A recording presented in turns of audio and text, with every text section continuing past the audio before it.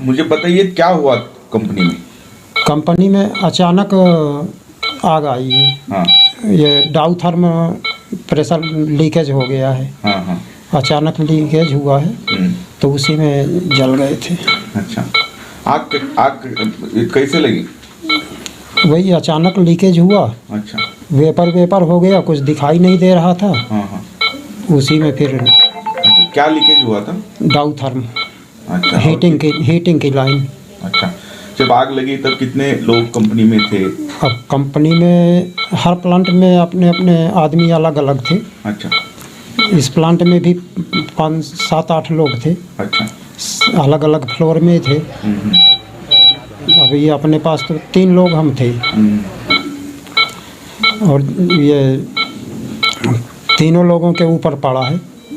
मतलब प्रेशराइज होके प्रेशर मार गया, लीकेज मार गया है तो उसी में सब लोग जल गए हैं। वेपर हो गया, कुछ दिखाई नहीं दे रहा था, इसलिए फिर तुरंत सब लोग अपना अपना भागे।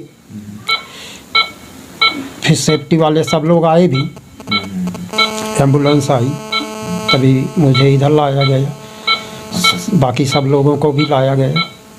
कोई फंसा था अंदर आप जब बाहर निकले तब तक तो नहीं समझ में आया कुछ। अच्छा। कितने लोग हैं कितने नहीं, बाहर आ गए। फिर अचानक एक विकराल रूप ले लिया आग। यही हुआ है। उसके बाद मैं चला आया, फिर क्या हुआ मालूम नहीं है। साधारणतः आग 11:30 ते 11:45 दरम्यान लागली असावी, असा जे कामगार इकडे आणलेले आहेत त्यांचं म्हणणं आहे।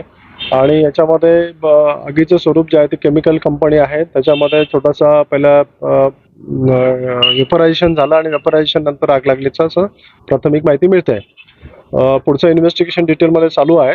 आता टोटल 14 जे पेशंट्स आहेत, इंजर्ड झालेले कामगार आहेत, काही सुपरवायझर वगैरे आहेत, तर ते नाशिकला आणलेले सुयश हॉस्पिटलमध्ये काही आहेत। सिव्हिल हॉस्पिटलला जे होते ते इकडे 2 शिफ्ट केलेले आहेत। त्याच्यामधले साधारण 4 ते 5 लोकांची तब्येत थोडीशी सिरियस आहे, बाकी ठीक आहेत आणि त्यांना विचारपूस चालू आहे। तिकडे 8 फायर फायटिंग गाड्या त्या फायर विझवण्याचं काम करत आहेत। रेस्क्यू टीम आहे, SP कलेक्टर साहेब आणि आमची डिझास्टर मॅनेजमेंटची टीम पण तिथे आहे। त्यामध्ये जी लाईन होती पॉलिमरची लाईन, पॉली लाईन म्हणतात त्याला, त्या पॉली लाईन मध्ये सकाळी साधारणतः 10 ते 15 वर्कर होते आणि समोरच्या बिल्डिंग मध्ये काही वर्कर होते। त्यापैकी बहुतेक रेस्क्यू झालेले, अजून थोडेसे काही कामगार राहिलेले आहेत, त्यांना काढणं रेस्क्यू करणं सुरू आहे।